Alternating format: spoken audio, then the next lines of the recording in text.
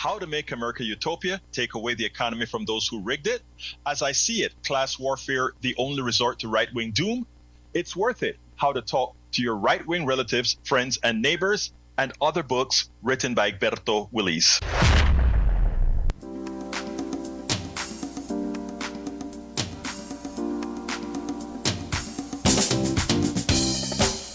Welcome to Politics. My name is Egberto Willis, your host. Good morning, Houston. Good morning, Harris County. Good morning to the great state of Texas. Good morning to the United States of America. Good morning to the entire world receiving our signals via the magic of El Internet, formerly known as the ARPANET, created by we the people. We paid for it. We designed it. We researched it.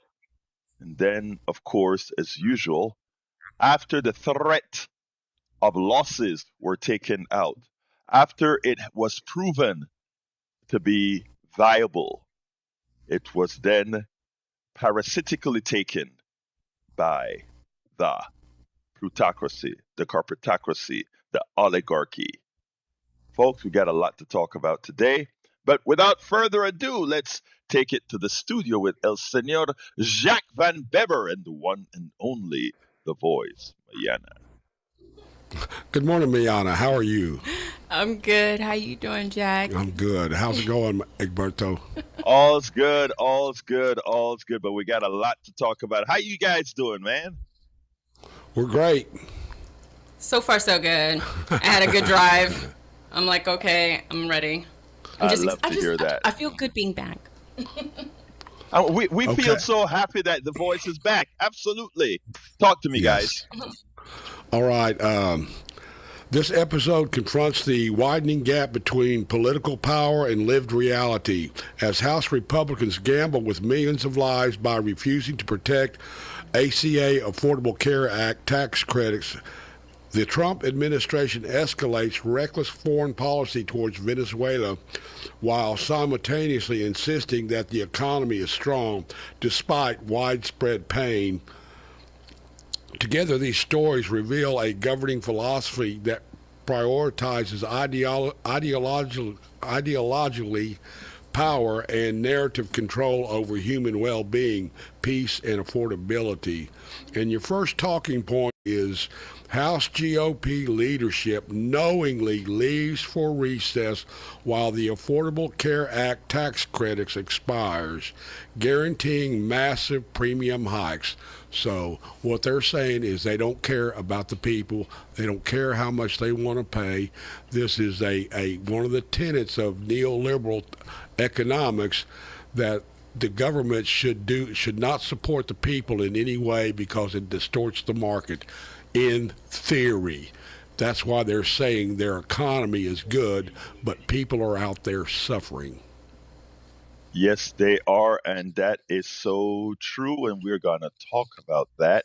And I hope to hear from you all. And by the way, for those that are listening, I'm coming back to you in a minute, Mayana. For those that are listening right now, if you have a story, an ACA story that you are going through after checking out the exchange and realizing that you are either priced out of the market, which means I can't afford to pay that.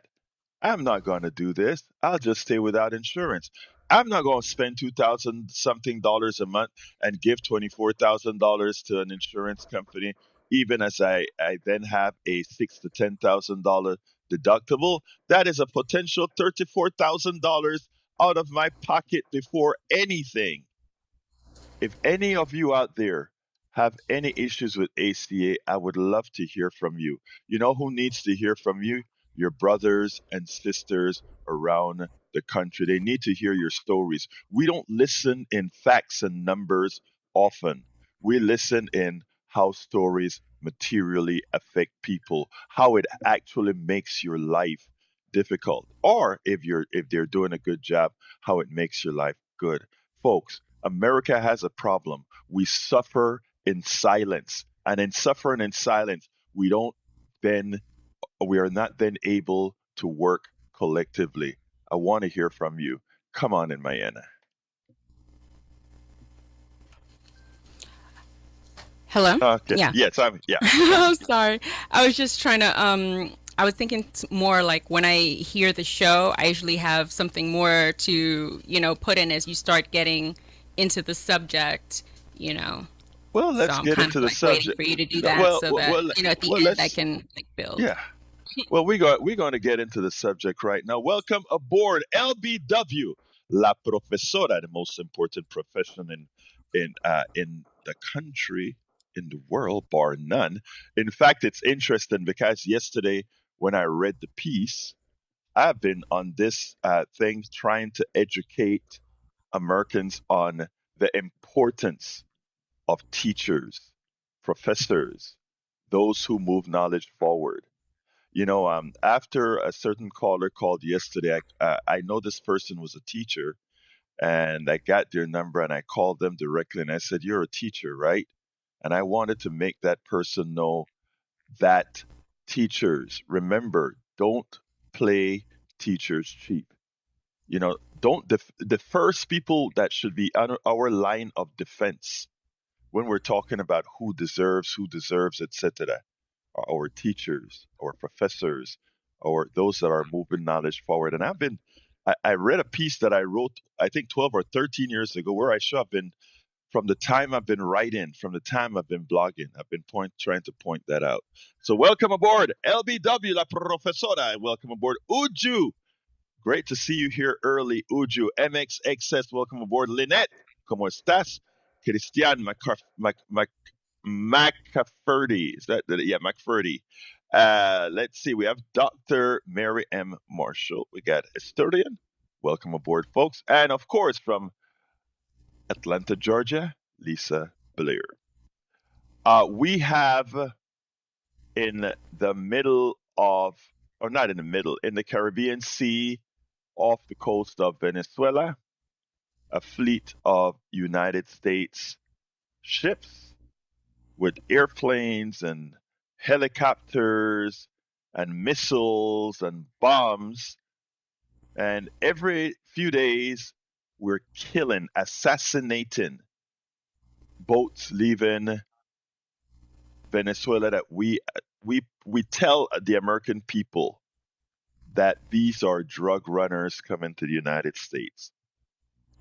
These are, if those are drugs coming to the United States, it would be the stupidest way to do it, right? And one thing I can tell you is that drug runners aren't stupid. The fact that America is so populated with drugs, has so much drugs for us to get. In fact, cocaine, from the last report that I saw, cocaine is the price has been reduced dramatically. Why? Because all the border agents, etc., are chasing down immigrants that are supposed to be violent, but of course we know they're not in the aggregate. We know that, in fact, they're much less violent than the American population at large, but we're hunting them down on a lie. And in the process, we're letting through a lot more cocaine, which means the price of cocaine on the market is lower. It's getting real low. So we understand factually that this war on drugs that the president is trying to tell you the reason he has that fleet out there in the middle of the Caribbean or near the in the Caribbean Sea is really a lie. What they're after is the natural resources of Venezuela, and for that, a lot of people had to die.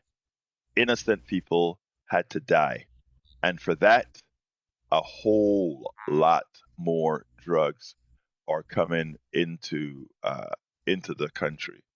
Folks, we have to stop accepting the lies and we have to start doing something that is anathema to the MAGA mentality. And when I talk about MAGA mentality, I mean the MAGA mentality promoted by the Führer, your Führer.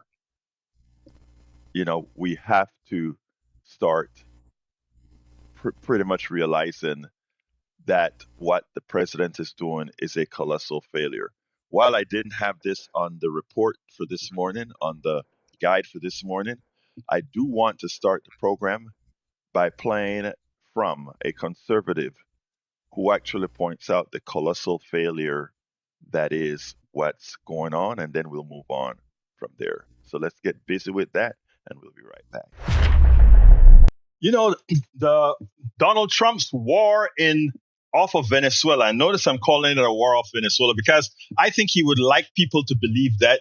Not that I necessarily think he's going to go in, because again, like I pointed out, when I come out and say that I'm going to do something and don't have all the bells and whistles hooked up, it's shame on me. Right now, that was a shame on me because I just loaded that on a whim, but I'm going to get it up and running in a second. Sorry about that. I just did the calculations right now, so we should be able to play that. I believe I can now. The Donald Trump's war in off of Venezuela. I notice I'm calling it a war off Venezuela because I think he would like people to believe that.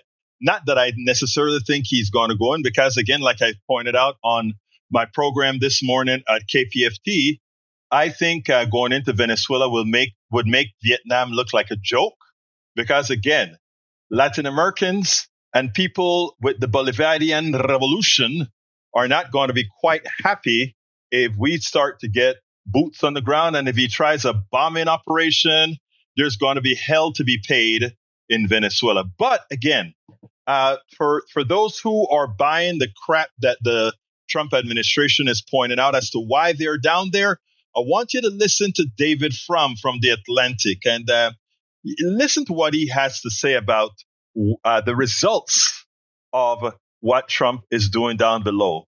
What is turning out to be what again? A colossal mistake. Check this out, and then we'll take it on the other side.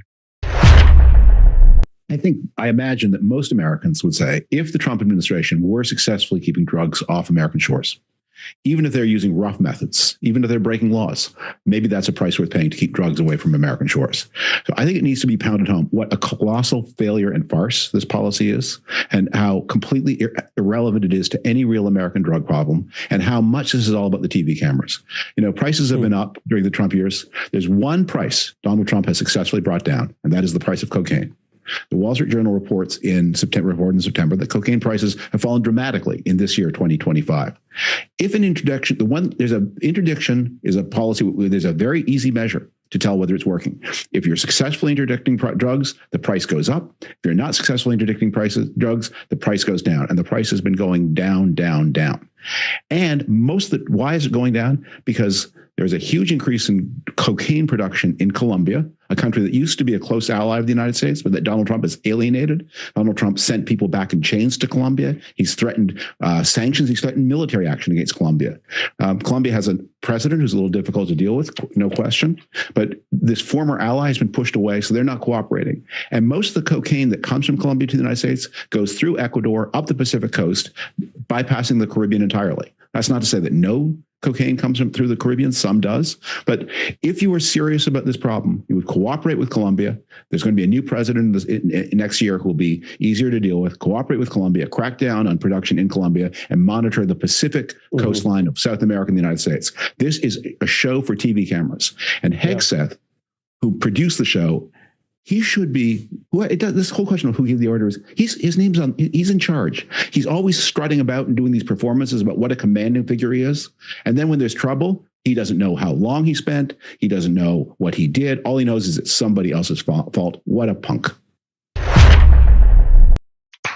So yes, big and pompous, El Señor Hegseth is going to create lethality in the middle of the ocean. But when he's now concerned about possibility of being held as a war criminal, he detracts, he falls back, he's scared.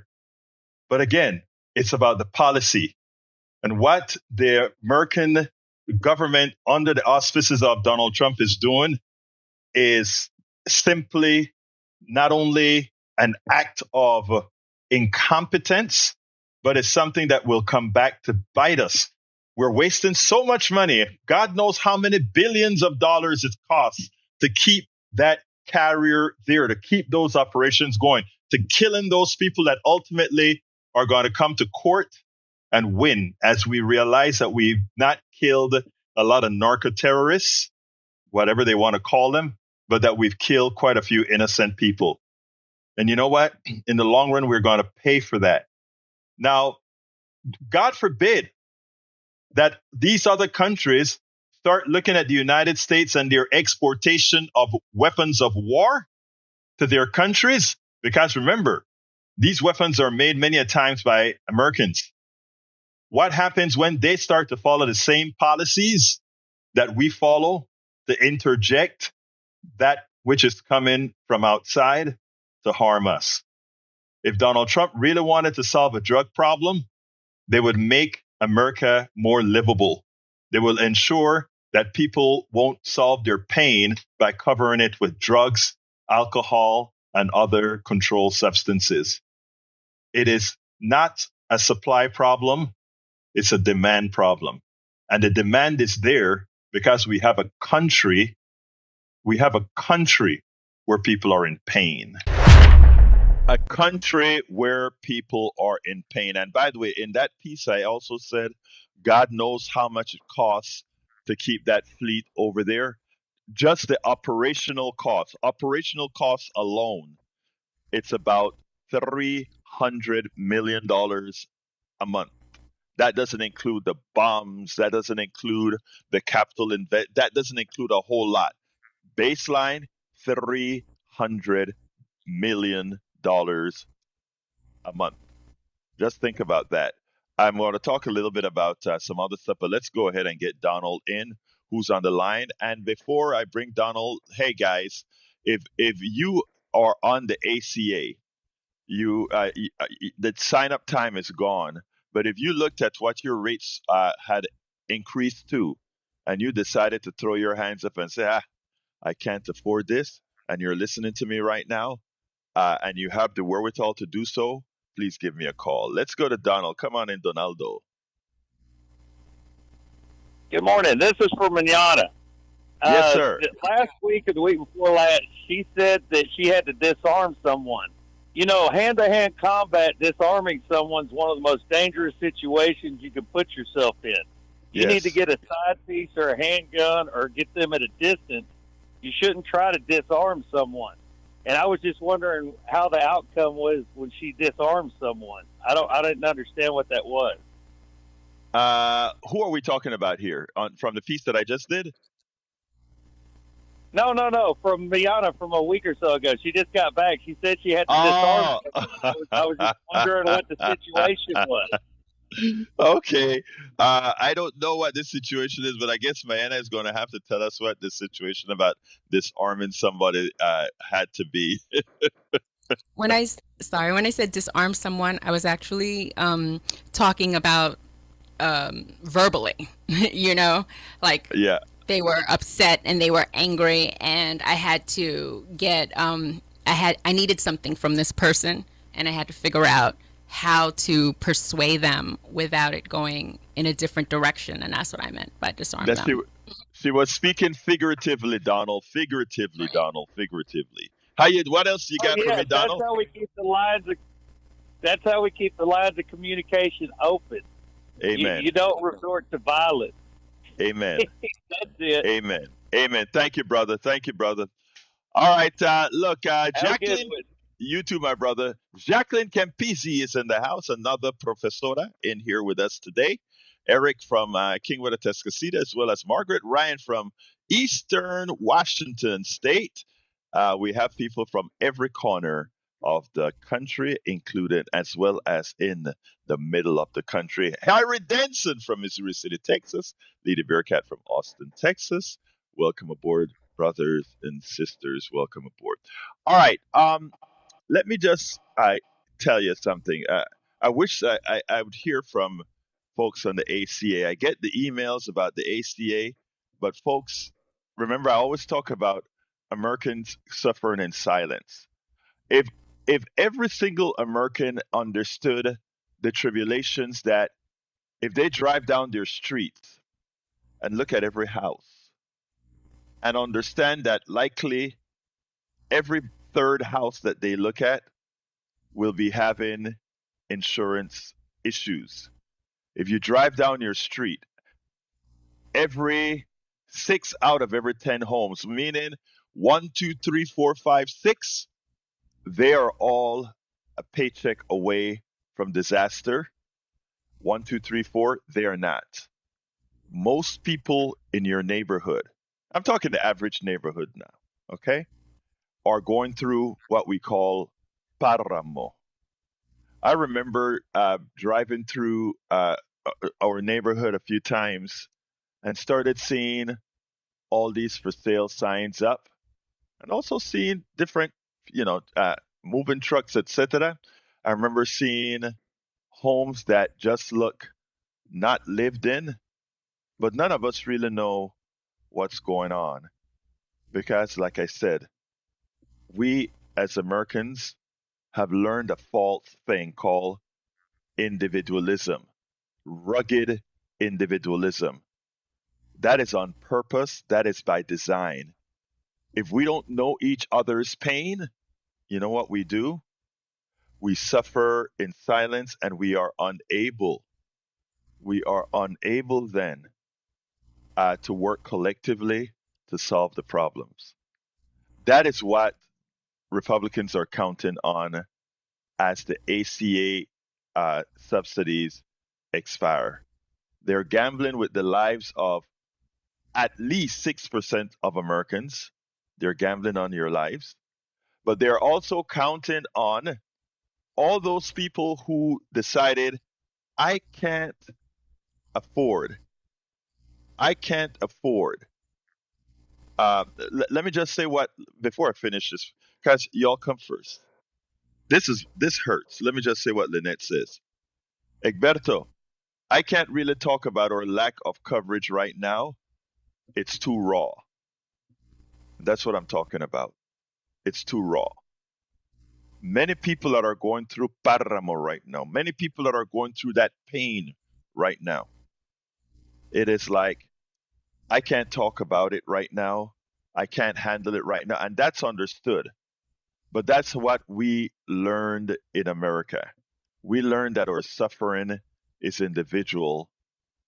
Our suffering is individual as opposed to the collectivity that it really is given uh, how it was done upon us. Let's go through a piece here. Republican House Speaker Johnson said Tuesday that he will not allow a vote to extend and enhance Affordable Care Act subsidies that are set to expire at the end of the month, solidifying his party's decision to let tens of millions of Americans face massive premium increases in the new year. Speaking to reporters, Johnson acknowledged that some swing district Republicans pushed him for a vote on the ACA subsidies as people across the country face sticker shock, with premiums more than doubling on average. Okay? We looked for a way to try to allow for the pressure release valve, and it just was not to be. Imagine, imagine, imagine that. It was just not to be. In other words, we'll just have to let Americans die.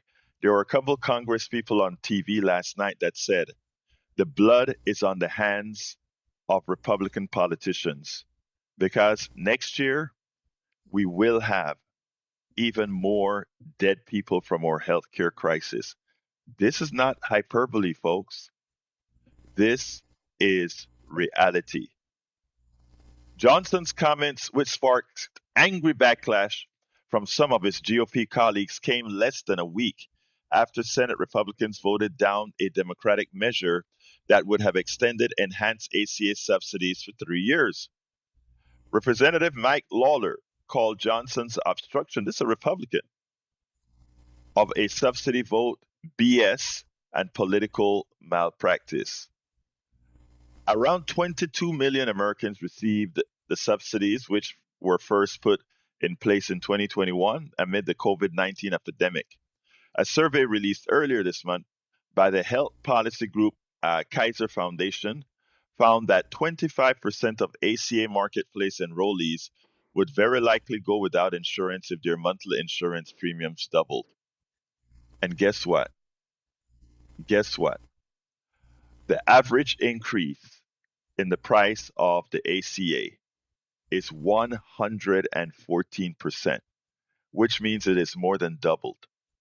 Yesterday, I played a piece where this woman's health insurance went up by 4 times, by 4 times, from four something to five to $2,000 a month, a $24,000 giveaway to the insurance company. LBW says a one time Johnson admits to know about something and he just reinforces that he doesn't care about American enough to actually compromise and come up with a solution. Lynette says, Egberto, I know I'm not alone. For me, that makes it too raw. No, you're not alone.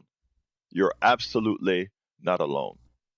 And I want to say, none of this is something that, for those of us progressives that's been preaching the word, we actually told all of you listening right here that this was going to happen.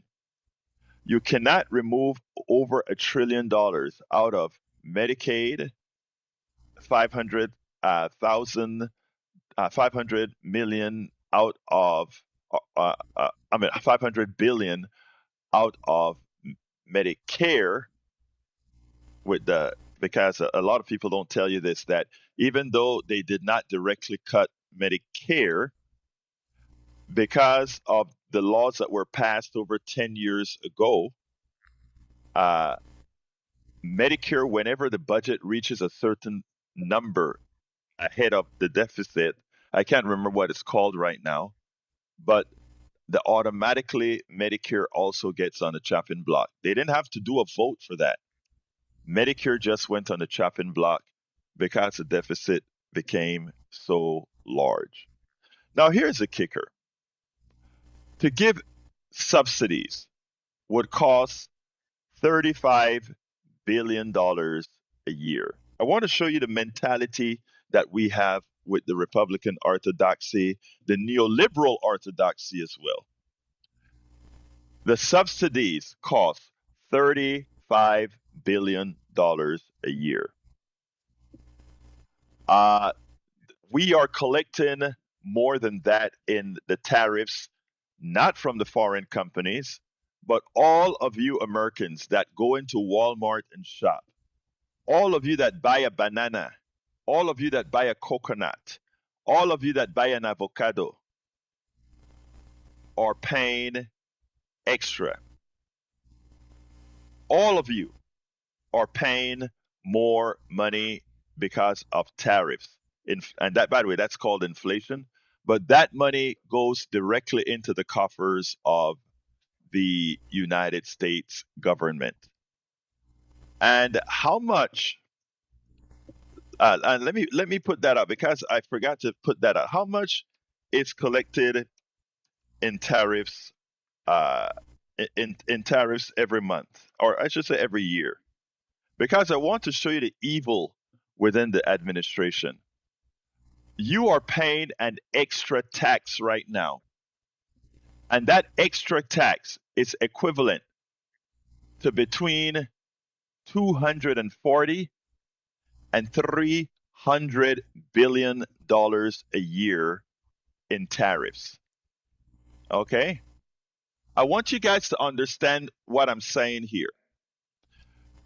Because of the tariffs that Donald Trump has imposed, these high tariffs across the board, there is another up to $300 billion falling into the coffers of the United States Treasury right now. So it wouldn't be, it would be, let's say, about 8 to 10% of that you could use, or a little over 10% of that you could use to extend these subsidies, right? The money's coming in for the money that, one didn't expect is coming in. But in effect, that money is simply coming into the Treasury and going out as tax credits indirectly to the wealthy. So I want you guys to see that there is a price on your life There is a price on your life because the Republican Party is saying, I can't find a way to extend subsidies to keep people alive while even though we should have figured it out a long time ago, but as irresponsible as we are, we didn't. So let's extend this to save lives for a little bit. And by the way, the reality is the money is coming in anyway from tariffs that shouldn't be there, but it's coming in. Why not use that to help offset the subsidies for the American people? But no. Remember what I told you guys about capital.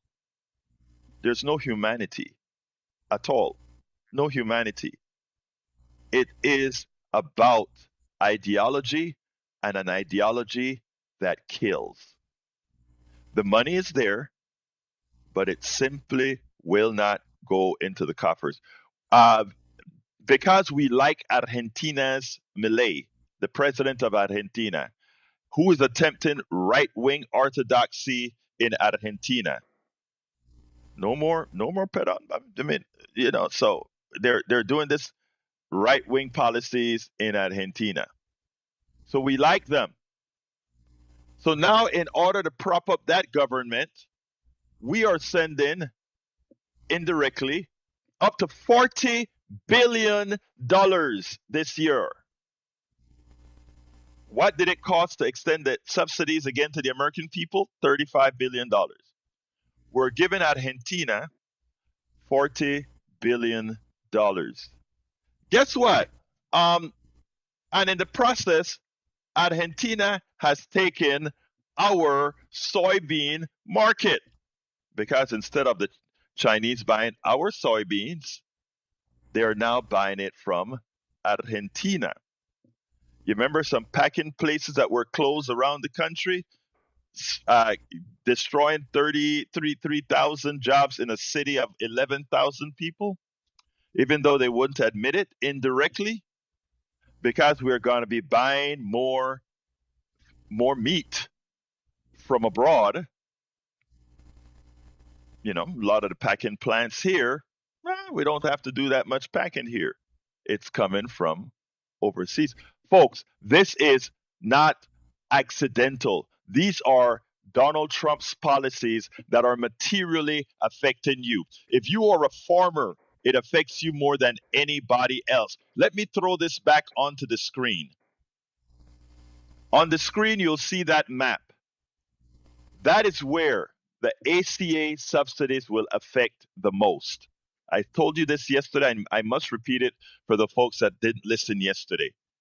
Texas, Louisiana, Mississippi, Florida, Georgia, South Carolina, Iowa, all red states, substantially dependent on the subsidies from the ACA.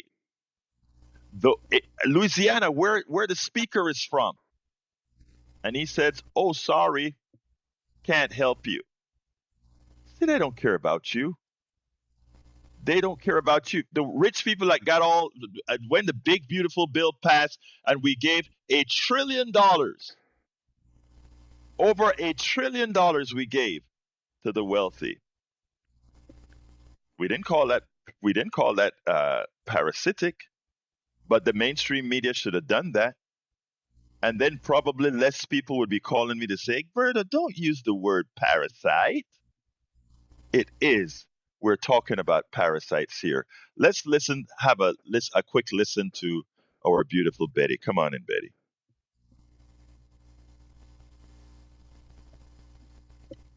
Betty, come on in. Start with. Hi, Alberto. I want to talk about the businesses to start with. The business, they're only as good as their employees. Our business was only as good as our employees. Most companies thrive on employees. Employees, God, thank you. I'm sorry, Betty.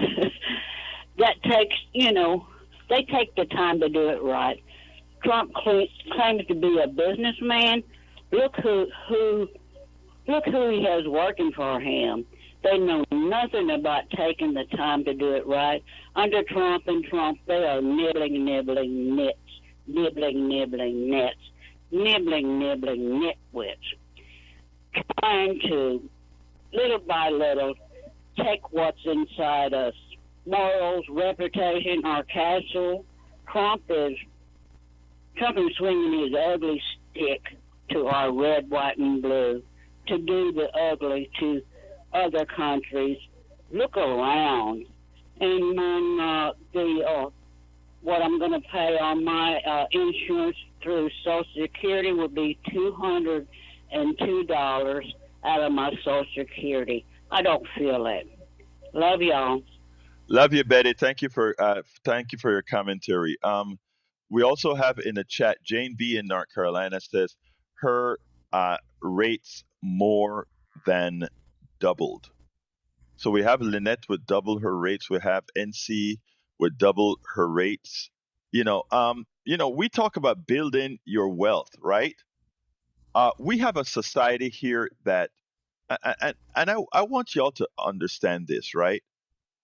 When I talk about the capitalist system being a parasitic system, and that I believe in free enterprise. I truly believe in free enterprise. I truly believe in having your businesses if you want to and profit in. I also believe in those who want to work for somebody else is fine, but that somebody else better be paying a living wage. On a personal note, I work 16 hours a day, minimum 7 days a week, doing what I do here and putting this stuff out. And I remember a lot of people keep like, why don't you get folks to help you out or get an intern and all that kind of stuff, right? And let me tell you something. Anybody that gives me their time, that's time away from what they have to do. I have never feel morally right for somebody to be dedicating their time, not having insurance. This intern thing is a racket. I remember when my daughter was in school and she worked, she did the rounds at the hospital, and how hard those interns, they make them work in the hospitals. Those doctors, they're working in the hospitals for 16 hours a day and they can barely sleep, etc. And all of that is for profit for that hospital taking the abuse out of somebody else. I'm bringing that up because we have to realize that this is an extractive system. And I mean, there are a lot of ways we make it look better than it is, right? We really don't want to believe how bad it is. We want to believe that all the people that are earning their money truly earned their money, which isn't the case. You go ahead and you save up all your life, or you pay your mortgage all of your life, and you have that big asset that you've got now, and find out that the way the policy is, that asset is really never yours, because of course you have to pay your property taxes on it. You default on your property taxes, the home is taken away. But it's not even, that's not really the bad portion. I do believe in paying taxes, but the bad portion is, think about this, folks. The capitalist goes out there and say, I can come up with economic structures with financial instruments that give you the semblance of owning your home, and at the same time letting you use the capital and me using a big piece of your capital for a profit. What am I talking about? You ever heard that thing called reverse mortgages? Look up how reverse mortgages work and see what really happens. Check it out. Anyway, let's go to Augie. Good morning.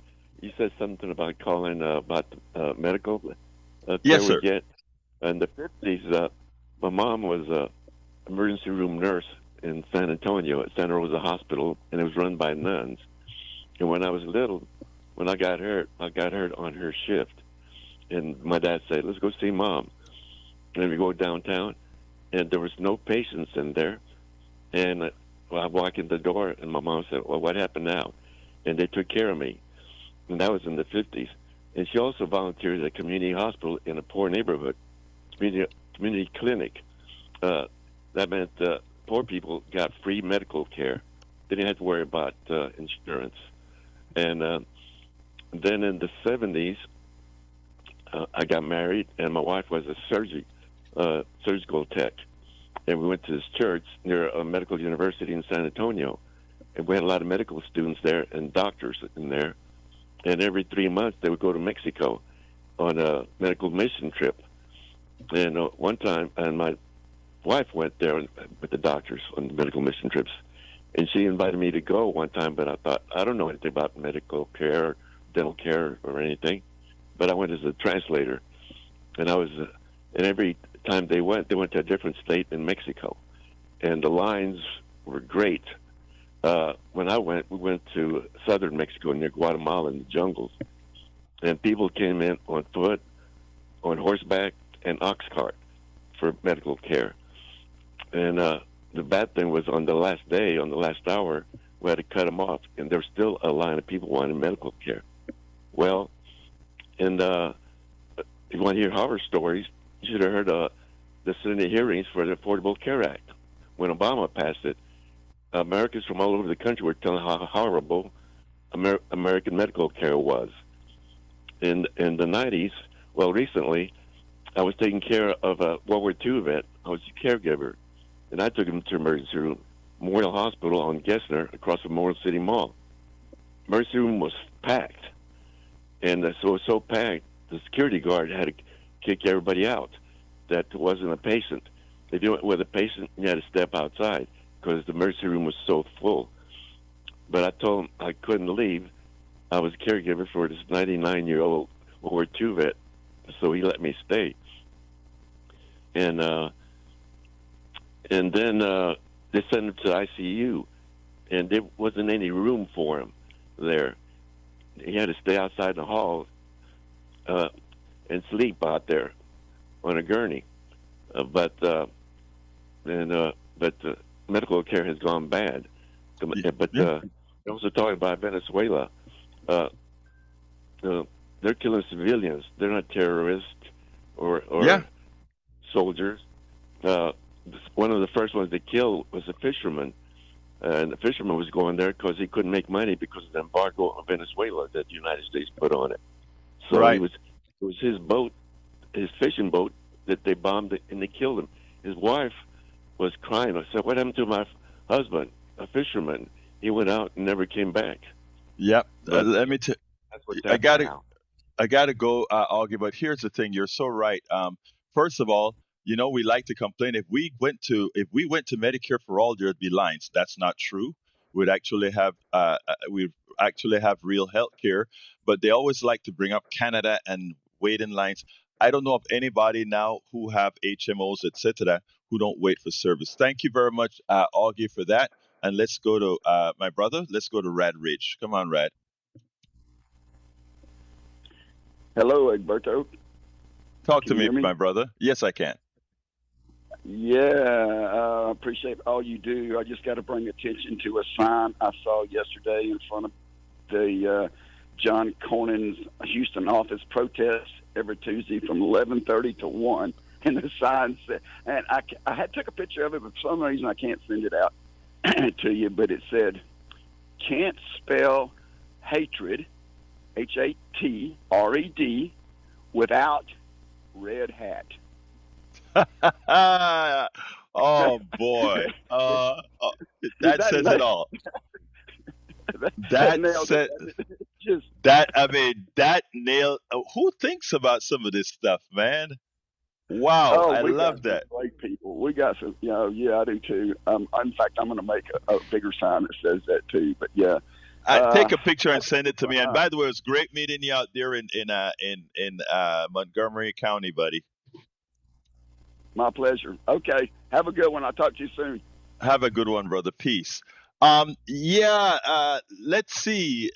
It is interesting because yeah, as far as the reverse mortgage, yeah, I know we have a lot of luminaries selling not only reverse mortgage but Medicare Advantage. We have a lot of people that are using their reputation to do just that.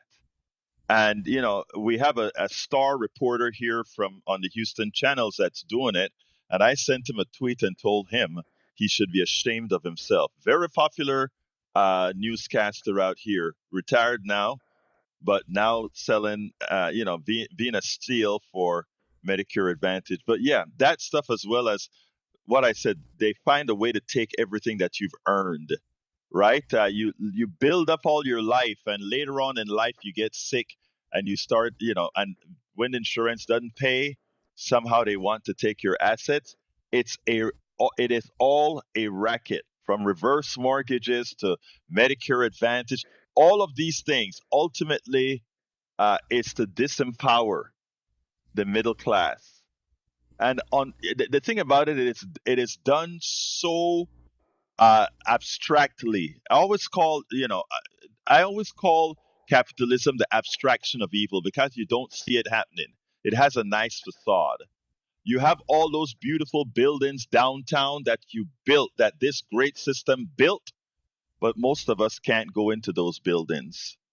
You have all these great things that move forward, move the entire country forward, but most of the working class cannot touch it, cannot see it. But they're not in power. They're not the ones controlling the media.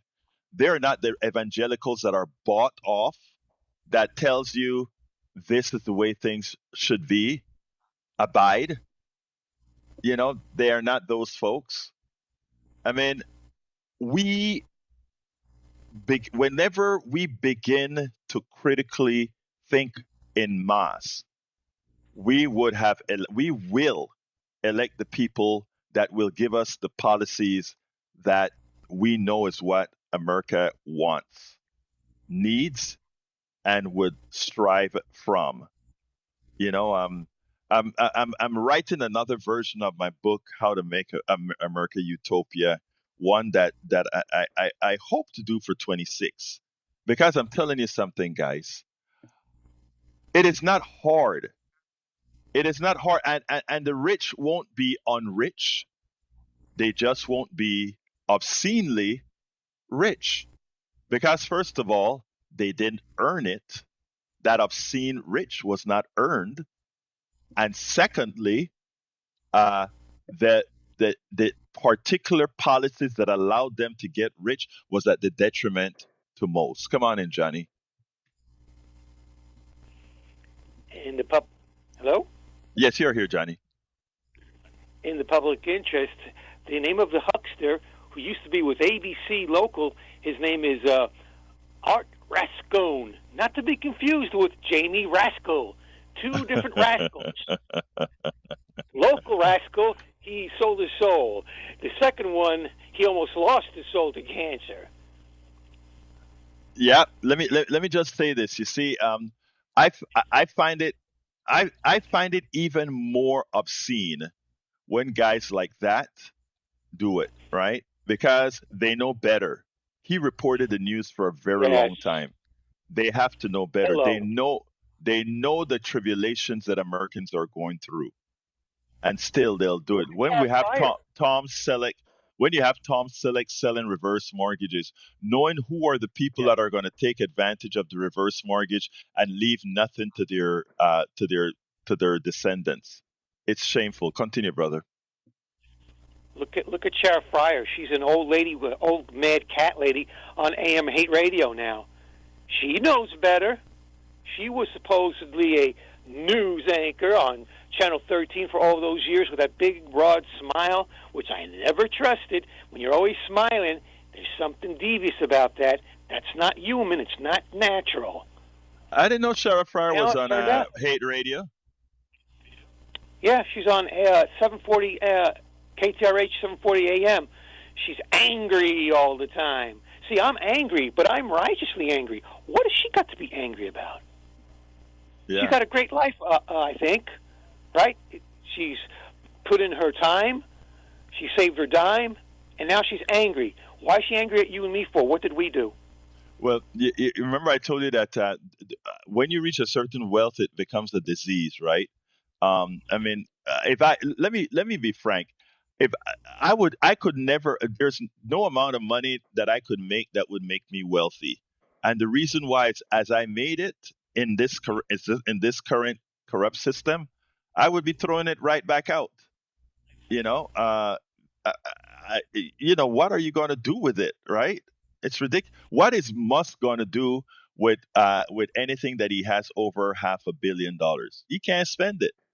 He can't. More than 400. I think it's 440 billion he has now. Well, it Just varies imagine daily. that.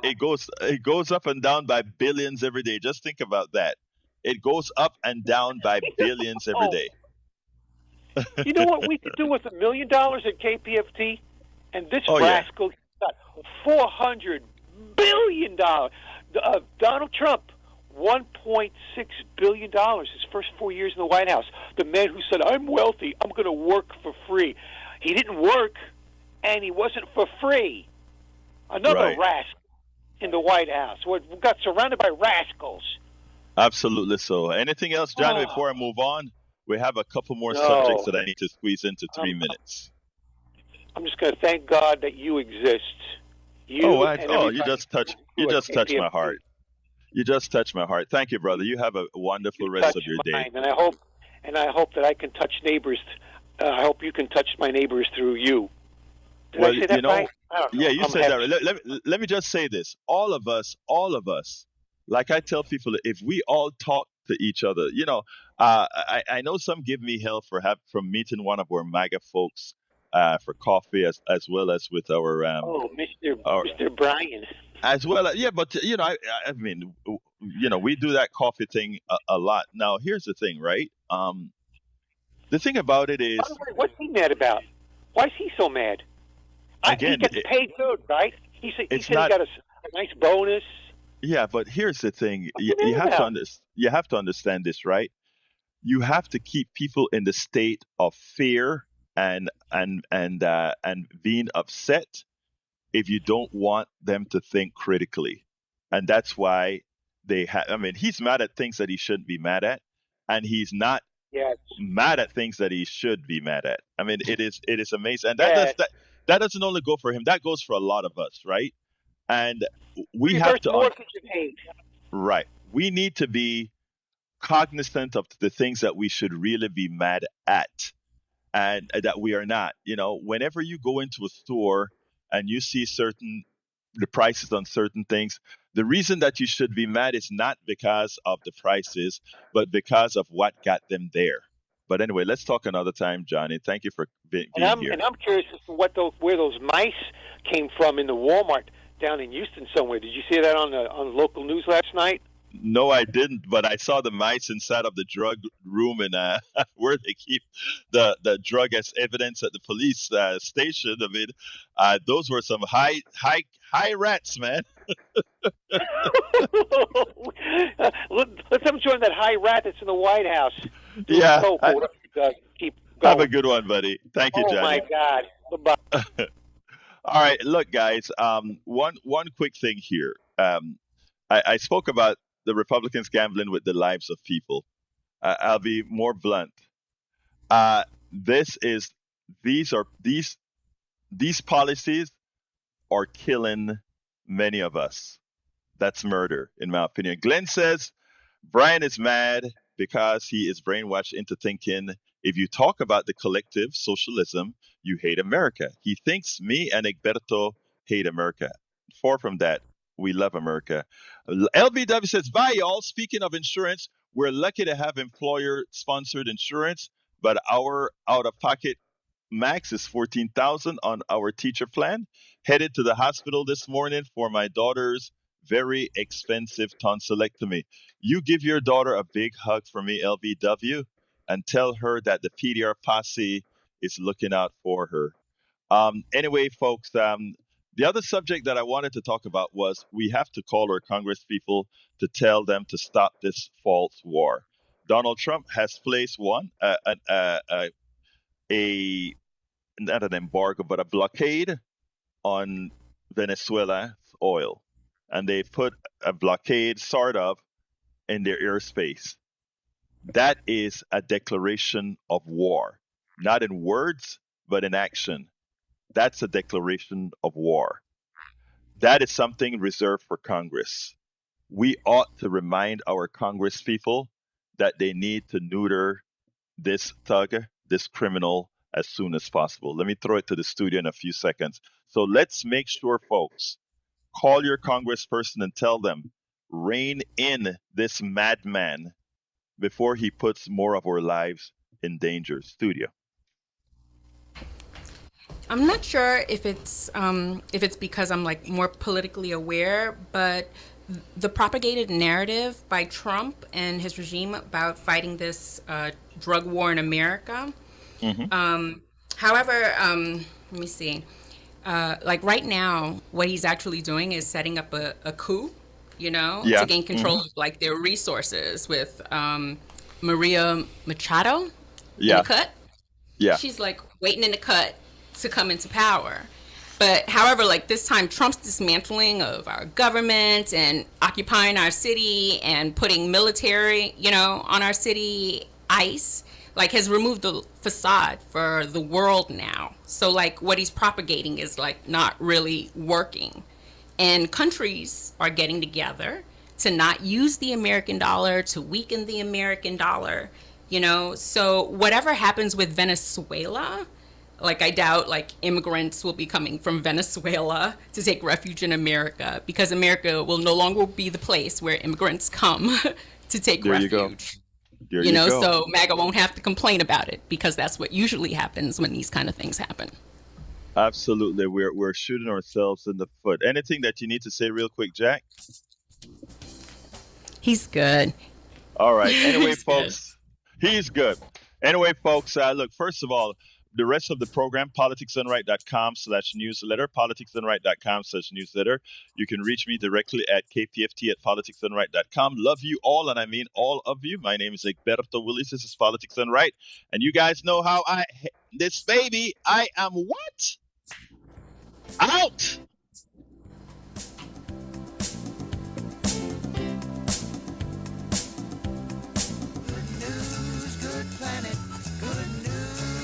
It's time now for your good news for a good planet. Tree You had some equity. good comments there. In any city in the world, Ty